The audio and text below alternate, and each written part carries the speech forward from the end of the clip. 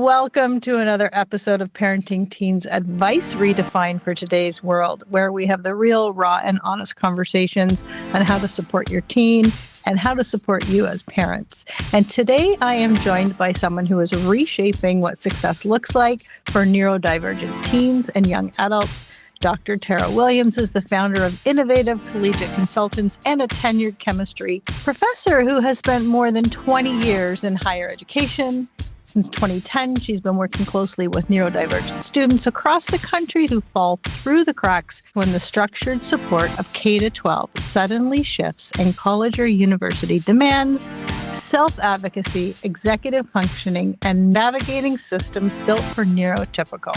Her team helps students bridge the gap with executive functioning, coaching, academic planning, accommodation management, housing, internships, and the practical day-to-day skills that make independence possible. Tara also brings in universal design, giving every student the chance to thrive. I'm excited to tell you she's currently writing a book about her own neurodivergent journey and the stories of the students she supported, set to release soon. Can't wait to read it, and I am thrilled to have her here today. Welcome, Dr. Tara. Thank you so much. Thank you for having me, Cheryl. I'm so excited. Let's start first, Tara, with your mission, your why. What's the point of all this? Help us understand that. So when I was a kid, I definitely learned differently and couldn't really figure out why, what the difference was for me and other students. And I also grew up in the era where females were told they just weren't good at math. Math wasn't for girls. And so I really struggled in terms of realizing that I'm a visual learner. And that back in the 80s and 90s, when I was in probably lower elementary, that at the time, a lot of teachers just wrote things on the board, right? They just wrote things on the board and that was that. And I really struggled with seeing what was happening. And then as I had teachers in different programs who really let us hold things in our hands and let us watch videos and let us be more hands-on. I took a shop class in 7th grade and it was my favorite thing ever. We built balsa wood bridges from literally, here's some balsa wood, make a bridge, let's see the tensile strength. We had CO2 cars where they gave us a chunk of wood. We got to design it and then race them with the little cartridges in the back. So I loved that class and I really thrived. And I was always a good student, but it was very hard for me. So I think once I realized that there was more than one way to learn, and one class in particular was geometry for me, because for geometry, you have to be able to see. If you can't see what's physically going on, you can look at a cube drawn on the board, and to me, it did nothing. I was like, I don't know what that means. So having the shapes and holding them and doing all of those things really helped me to learn hey, I just need to see things to learn them. I can't just hear about them. So I basically learned that for my own experience. And then when I got to college, I would go to my professor's office hours and be like, please draw it for me. Or can we explain it in another way? Can we use real world reasoning, especially in chemistry? So can you explain it to me using cooking? Can you explain it to me using, beer making, whatever it is that sort of helped me understand what's going on. And we worked a lot with models, which was super helpful. And after that, I started teaching in my graduate program. So I was 22 and I was teaching 18-year-olds. And I just came to see wow, students really learn differently. We really can't just write equations on the board. They do great when here's an equation, let's pull it up on YouTube. And let's see, when we put these things together, this is what happens. So it's not just looking at something, especially for STEM classes, we can't see what's happening at the biological level, right? Yes. At the chemical level. So let's pull up pictures. Let's do models. Let's do things differently. So it's not just, this is what's happening. I'm writing it on paper and that's that. So that kind of led me into sort of my story and where I am now, but basically learning that everybody learns differently. Neurodivergent just means our brain works differently. It doesn't mean that that it's not a superpower. I think neurodivergence is such a superpower for learners. So, It's funny because, you get the kids, I educated in high school, so 9 to 12. And, it's such a structured, formal, sometimes very antiquated system. And, I would have parents in grade 11 and 12 saying, I don't know how they're going to do it. How are they, like, they can't do this in high school and they're having trouble with this. And it's exactly where I kind of steered the conversation. Like, when they get into university and college, they get to pick. mm-hmm. We're not forcing them to sit in geography and history that they hate, or art where they can't figure out abstract skills. Like, we're forcing them to get these credits. But I find that once our kids, the population of 8 million that I have, once they get into something, that's what I love. Well, how motivated are they to learn something and know that subject really builds on their strengths already? So I almost want to say to parents right away, like, don't fear this. Like, this is not a big panic. When you think about the difference between a formal public education and then moving on to post-secondary, what do you think about that? Yeah, I think that's totally true. I think that also we're very blessed in the U.S. to be able to change our major. Mm-hmm. I changed my major 3 times. Like, my mom was like, okay, Dara, let's figure it out at some point. So I was on scholarship. But yeah, I think that's the real power of internships and things that are really important. I wanted to be a lawyer like my big brother, and I worked at some law firms, and I was like, this is not, like, I can't sit at a desk, all day. Like, this is not for me. I need to interact with people. I need to walk around. Something that I still, struggle with. I love being a professor and having my own business because I need to walk around. Like, mm-hmm. I can't be stuck anywhere. I don't thrive that way. So, and I agree, like, taking classes that you're interested in, even having those conversations with parents, maybe sophomore year, where maybe dad's an engineer and mom does something in business, and the students really want to do business or STEM because that's what mom and dad do, and that seems natural. But mm-hmm. really seeing where they're thriving, and if they're hating accounting, well, let's not put you in accounting classes. Or I definitely think we should all try, because things are hard and they're going to be hard no matter the major. But I tell parents, like, why are we running against this wall when it's no one who doesn't enjoy it is going to do it for 4 years and then want to do it as a career. Yeah.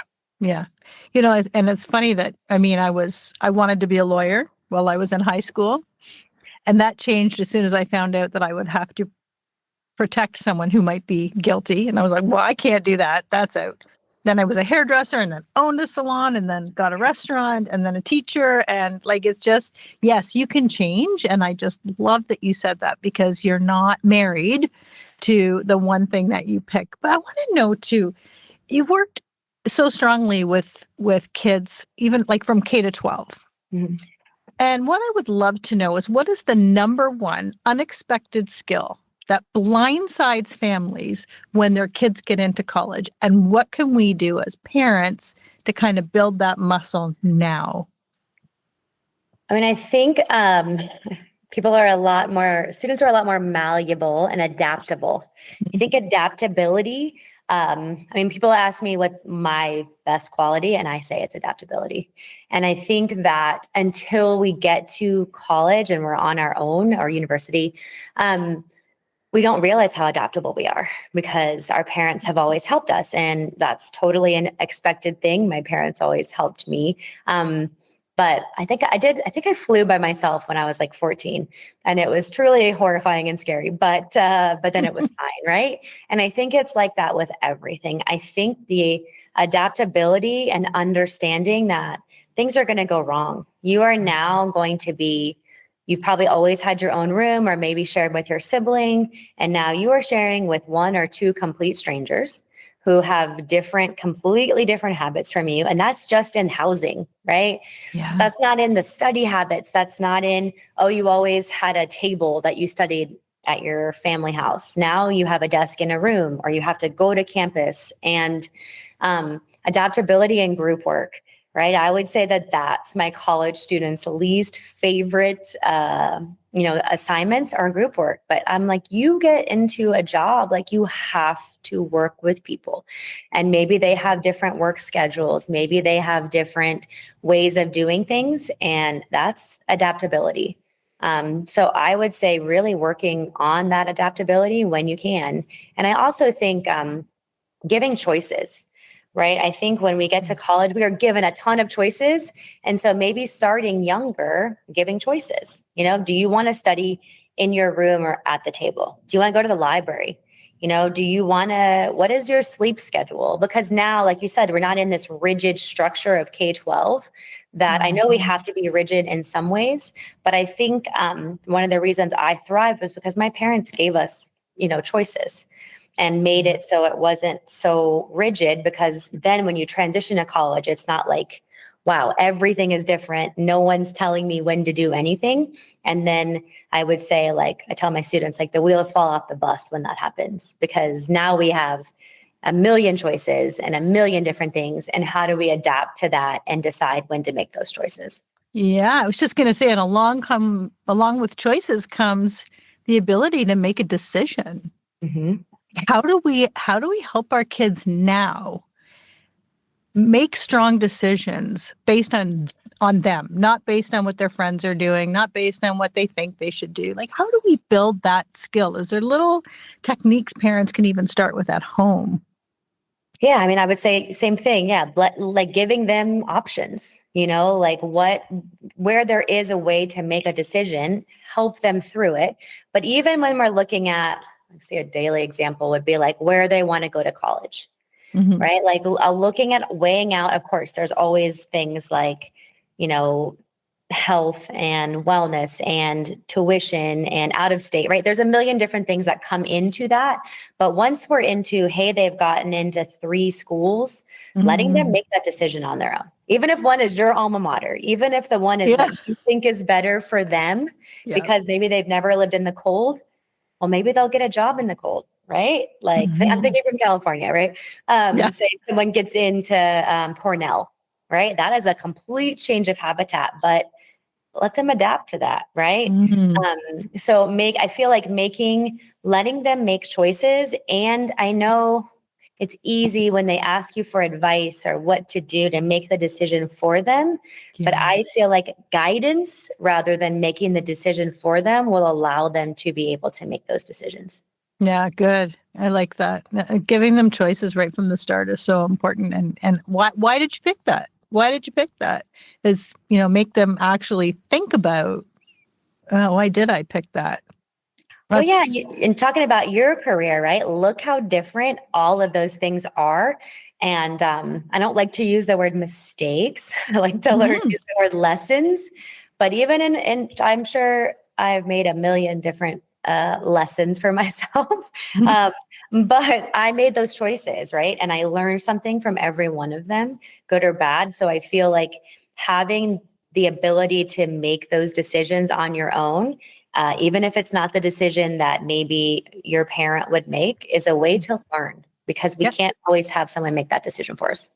Listen, if I wasn't a hairdresser, I would never in a million years have the relationships I had with parents, because I learned all about working with the public and really listening. You're a hairdresser. You're just sitting there. All you're doing is listening and psychology and, trying to make somebody feel seen and heard. And that's major training for me. I really struggle with, a lot of, and it's not a slam, but a lot of teachers, the ones I worked with, would go from high school straight to university and straight to teaching. And so, I would love to say, go work in a restaurant for 6 months, please. Go be a hairdresser, go do something where you are, really having to listen, and the customer is always right. Mm-hmm. And we know parents aren't always right, but when we make them feel heard and understood, and then we can have a relationship with them, things just flourish. They go so much better. So I would love to say, as part of university entrance, you have to go work, scrub floors or whatever with people, or cut hair, or serve drinks, whatever it is. I just find that, sometimes that really helps in the relationship building, gives you those skills. So you're right. No mistakes, no mistakes. No, I'm working in a lab, same thing. I had to get used to, like, I'm just like most people. I want things my way. I want to do things my way. And you're working with, in a graduate lab, like 12 to 15 in an office with 12 to 15 other people every day. You're in a lab with people all the time, and people are using your equipment, and people are maybe not cleanly, and it's like having roommates at work. But you have to learn, right? Like, same thing. Like I told my students, like, you have to learn that not everyone works the same way as you do. And that was a job. We were getting, our tuition covered and getting a stipend to be there. And you have to learn how to work together. And you have to learn how to ask for things from people in a nice way and not have expectations that everybody's just doing things for you. So I feel like it was a good lesson for me at 22 to just be like, oh my God, I have to work with all these people. I have to learn how to get along with them. Sometimes I have to clean up after them. Right. And hey, there's 3 or 4 instrument operators that work different times of the day, and kindness gets you farther than demands. And I think sometimes that's a hard lesson for students that haven't really had to think about things like that. Yeah, good point. Good point. So I want to talk about now our neurodivergent kids. Parents focus on accommodations. Sometimes we talk about modifications. But sometimes I think as they get to grade 11, 12, or even prior to that, it's more about like the struggle being identity. Like, who am I as a learner? And what happens when our kids really start to understand their neurotype, understand what their challenges are, and that it's a part of them? Like, how can parents support that at home? I think, I don't know if I've said this before, but part of my job was grade 8 kids coming into grade 9, and they had an IEP, and it was a big transition. And I would never sit at the table without the kid, ever. If the kid wasn't there, I'm not doing the meeting. And it didn't always go over well because I don't want to talk about my kid like that. But if we are coming at it from, these are your strengths, this is how we can help you, where else do you need some help? Then they start understanding this isn't something to be ashamed of. This is who I am. And this is how I start talking about it. So how do we continue to foster that at home? I mean, I think needs versus wants is a good place to start. I was at a conference recently.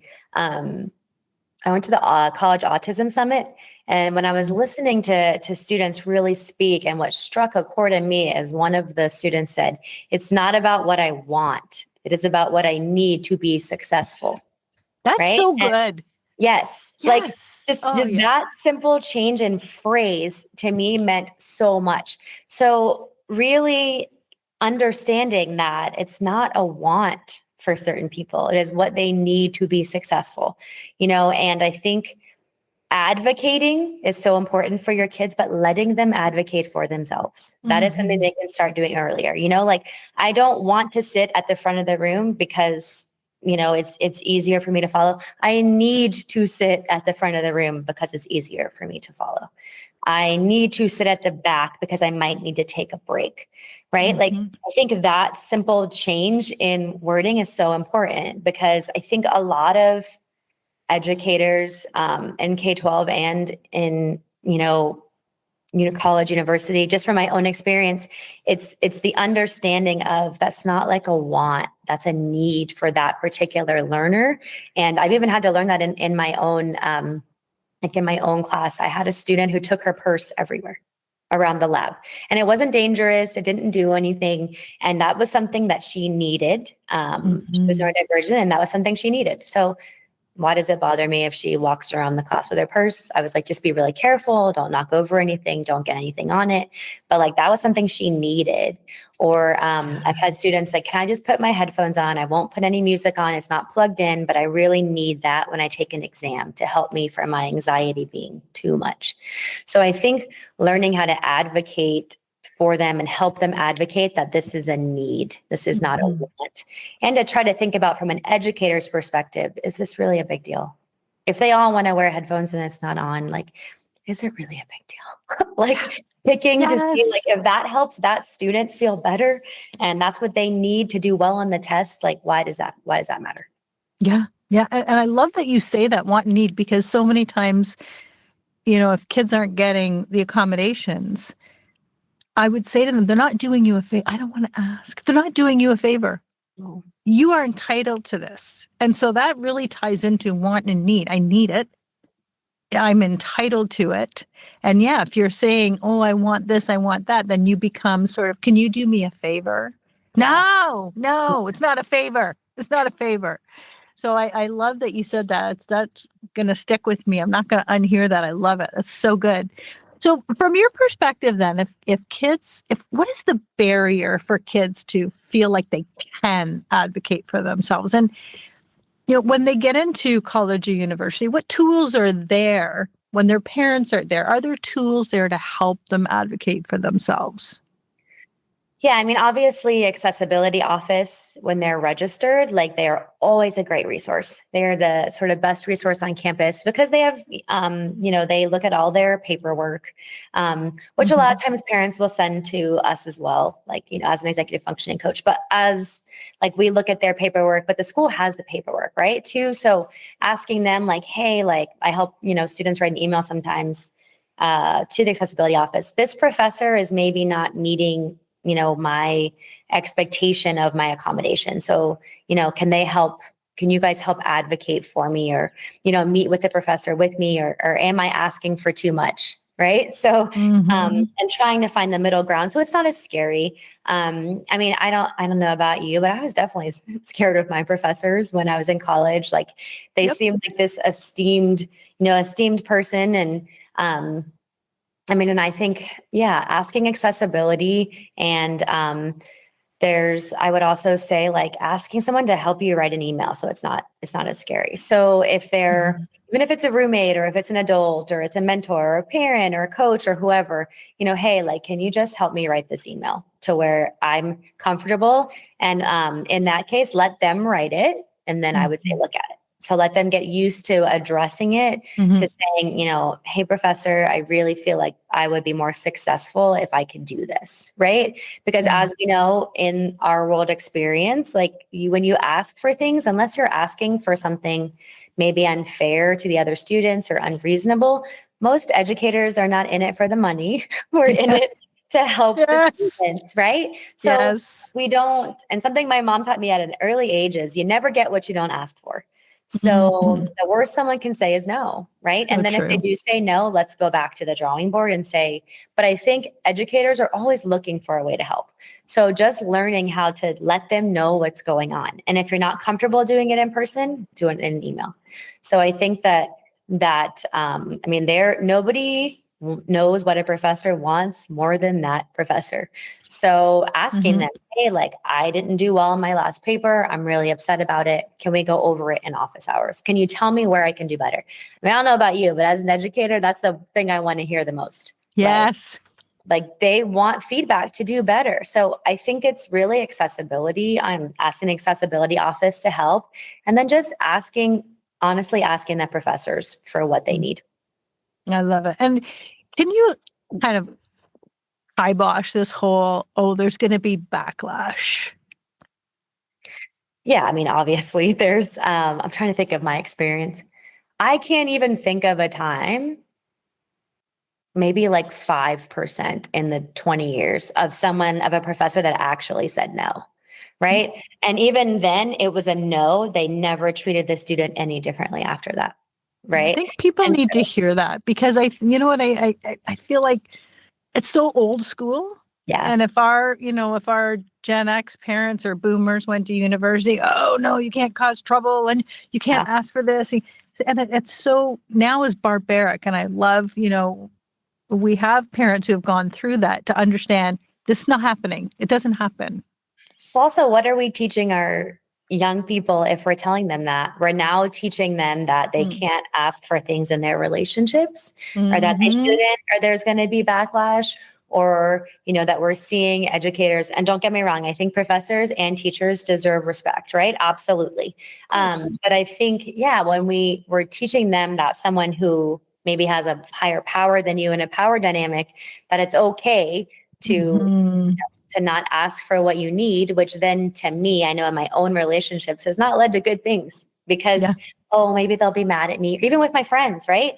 Oh, maybe they'll be mad if I ask for this, or I need to fly in 3 hours later because I have something I really need to do for myself, but I don't want so-and-so to get mad at me if I miss the bachelorette part, whatever. Whereas now I would be like, no, this is what I have to do. But when I was in my 20s, that's not something I would have done because you feel like you don't want to disappoint someone else. You're taking your own comfortability and giving it away. Yeah.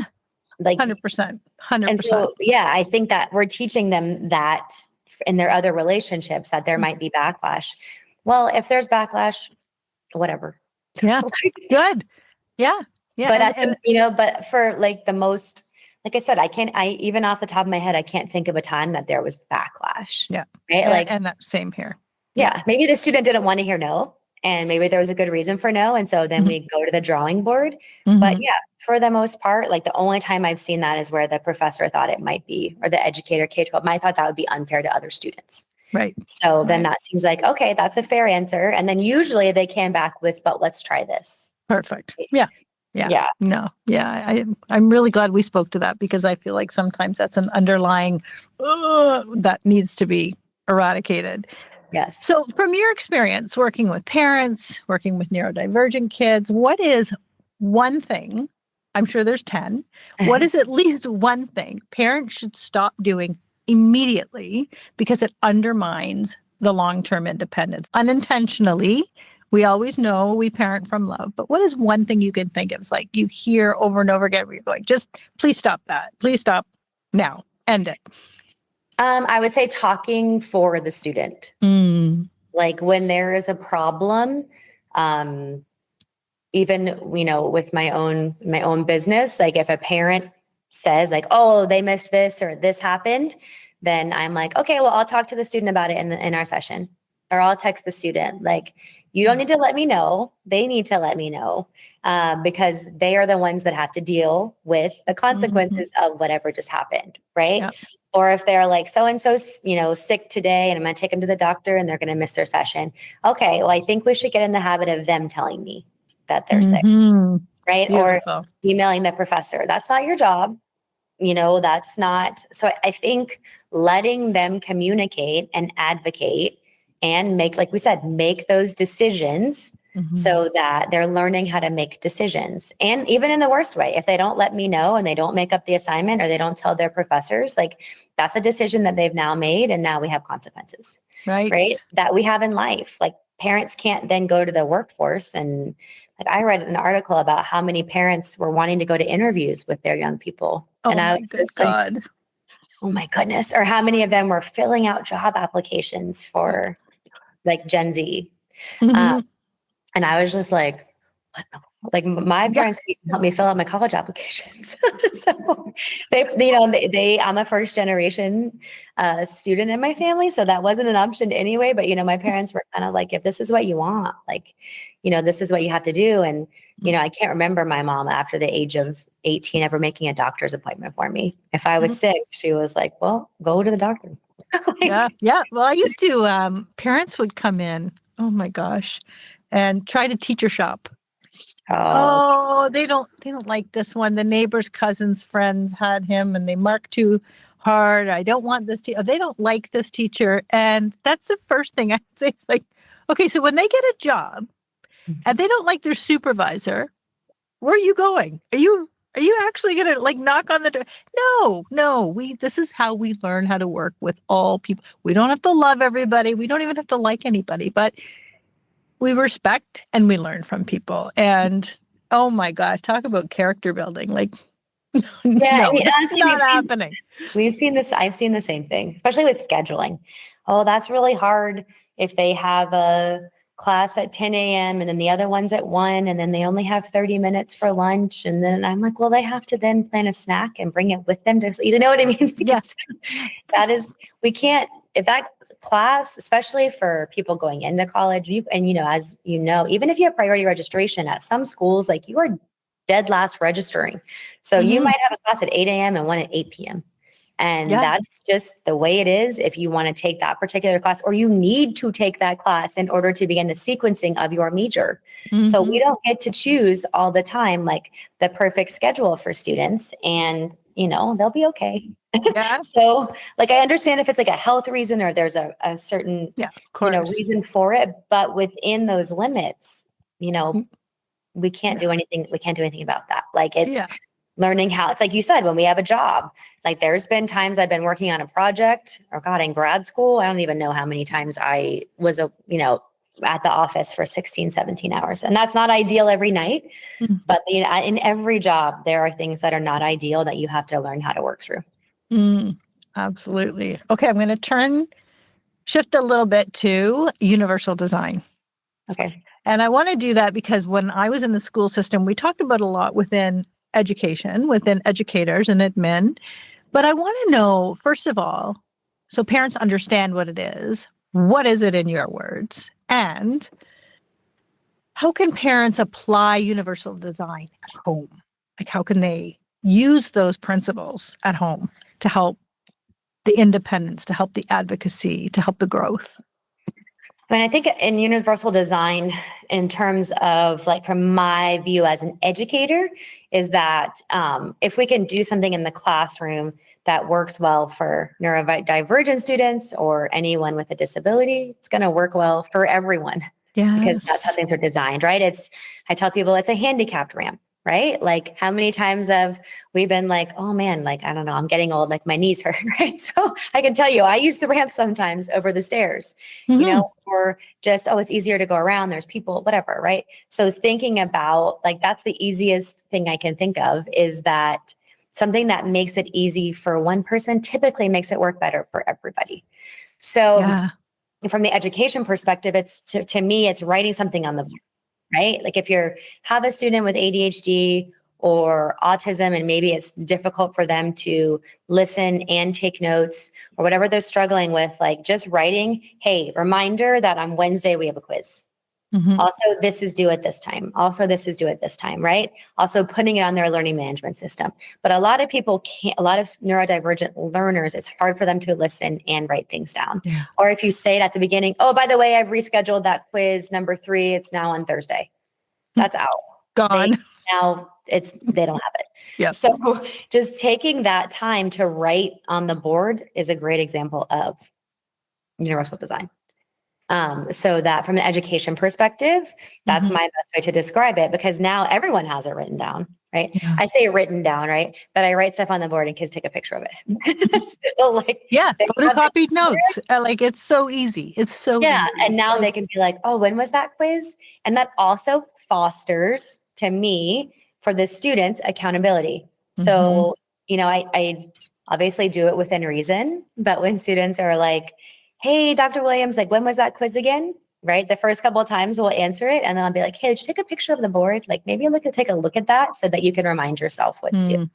Perfect. Right? So then we're taking those lessons and learning them. So yeah, I mean, I would say at home, in terms of a couple of things that I would always love to do is like, I think that for most students, like if you're sitting and working with your child, it's much easier for them to work. Right? That concept of body doubling. We all have work that we do at home, right? I mean, I remember being a kid and my mom literally balancing her checkbook while we were sitting there doing homework, right? And I feel interesting. Yeah, just sitting there. Yeah. And my students tell me all the time that it works so much better if they are studying with people, because when they self-isolate or when they're looking at their computer, they're looking at whatever, social media, whatever keeps us from doing, like I'm the same way. Well, me too. It's better if I go to a coffee shop and there's other people then if I'm sitting home, I'm like, oh, I'll just go get a snack, and then I'm going to go pet the dog, and then I'm going to, right? So yeah, I mean, I would say one of those, like the big ones, that's universal design that works for everyone is, for your students, like if they're working, try to maybe take them from their room and sit at the table with them, try to minimize those distractions and do something with them. Doesn't mean it has to be anything major, but maybe taking technology out of that if possible, right? If they're working on something, like maybe move the computer because it's a distraction. So have them sit and do that math homework. I know a lot of things we need the computer for it, but I'd also say turning off their notifications, right? Like how I was having a discussion with somebody the other day about how, and I don't know if you feel this way, but man, when my phone is just like boom, boom, boom, boom, I it can't takes handle me it. so long to go back to what I was originally doing that I'm literally like, what was I doing? So, and they usually have more apps than we do, right? That helps with even educational things. So when that's like going off, I tell people like maybe put the phones in a different room, take the watches off. Like we will all be okay, especially if we're all sitting at the table together. So those are two things that I would say would be super helpful is working with them, like doing that body doubling when possible, even if it's for 30 minutes, right? I think that also garners conversation about like, right? We know when people do that, even myself, I'm frustrated, something's happening. So, hey, like what can we do to make this assignment easier? Can I help you? Or do we need to email your teacher? Or, what's going on, rather than a student just being, as we know, when we're alone, we feel frustrated and we don't know how to answer, or, that's why working in a group is so important. I tell students, finding a study group and finding your people, especially in college, in whatever classes, I never would have made it without my people.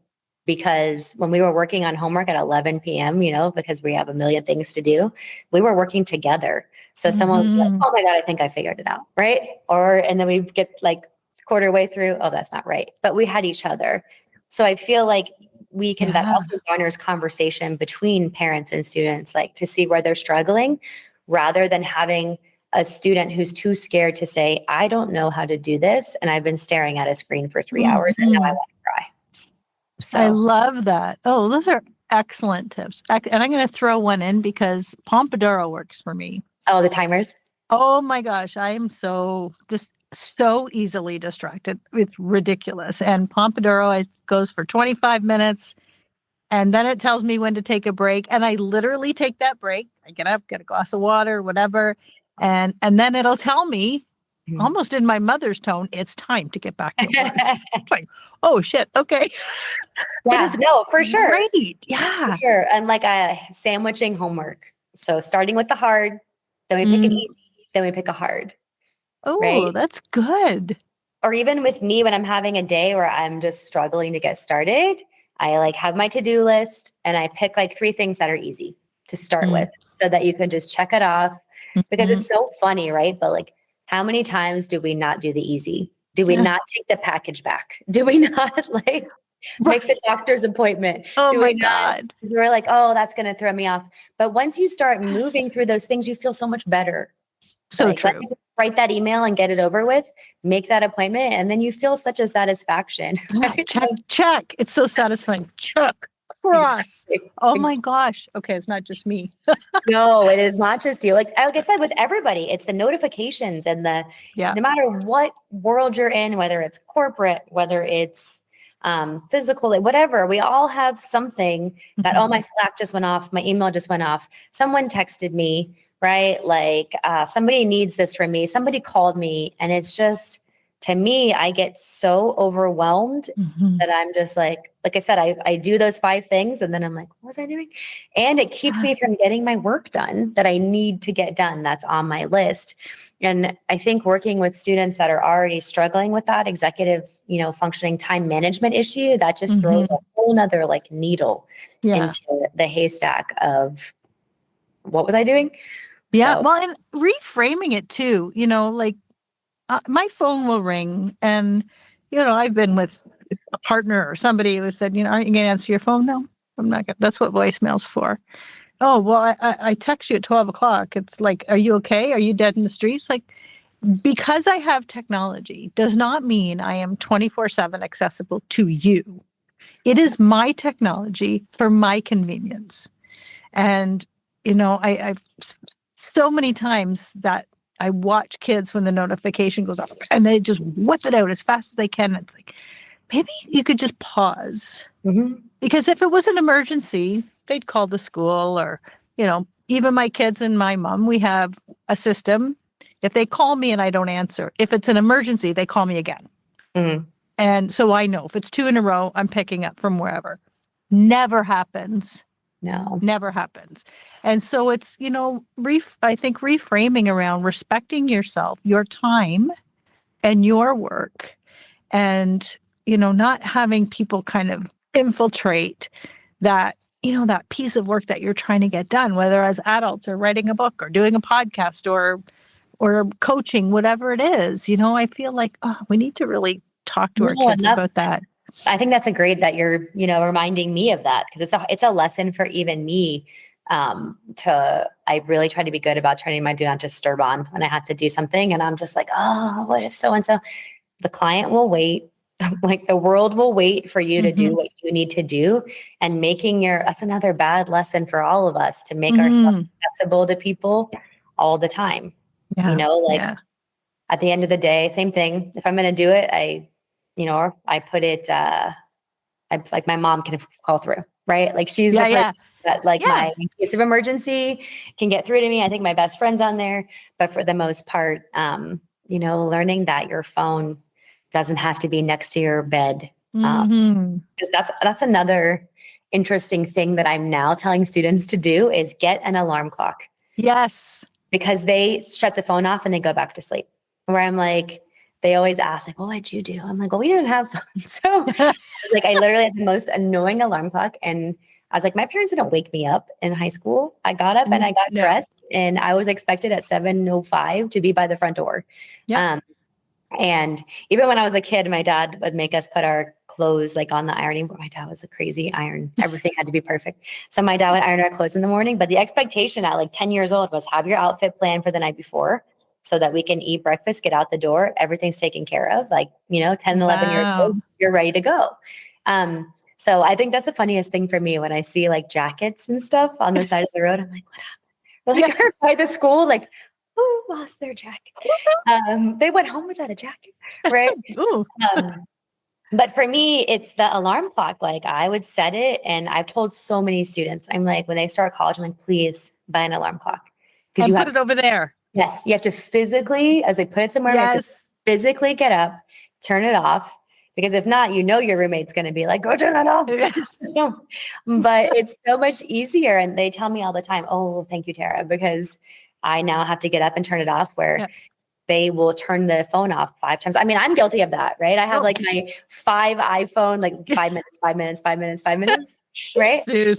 Exactly. So we're thinking about how to do that.